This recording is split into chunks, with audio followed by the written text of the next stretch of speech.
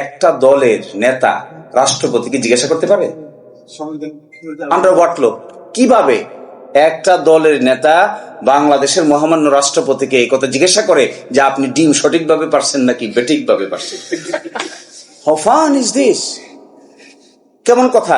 Constitutional সিস্টেমের ভিতরে রাষ্ট্রপতিকে পরামর্শ দিবে প্রধানমন্ত্রী, আর কনস্টিটিউশনাল সিস্টেমের মধ্যে ওনাকে যদিও কেউ কেউ এখন ডিফ্যাক্টো প্রধানমন্ত্রী বলেন, আইনত প্রধানমন্ত্রী না কিন্তু কার্যত প্রধানমন্ত্রী, তো কার্যত প্রধানমন্ত্রী ভালো কাজই তো করেছেন, কে ডিম পারে আর কে ডিম পারবে না এটার হিসাব রাখতেছে। আরো একটা ইন্টারেস্টিং, উনি বলছেন একটা যে কুইনাইন খাওয়ানো হয়েছে, কালকে দেখবেন একটা কথা বলছে কুইনাইন খাওয়ানো হয়েছে। কুইনাইনটা কি? এই অর্ডারটাকে বলছেন উনি কুইনাইন। আর যে সংস্কার প্রস্তাব দিয়েছে তার মধ্যে কিছু কিছু ব্যাপারে ওনারা একমত না, তো মূল প্যাকেজের সাথে দু একটা ওনারা দ্বিমত, এটাও ঢুকে দিয়েছে।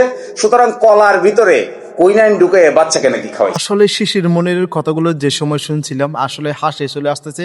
আমি চেষ্টা করতেছি না হাসার জন্য, তারপরে হাসি চলে আসছে, কারণ কথাগুলো এমনই খুবই হাস্যকর বিষয়।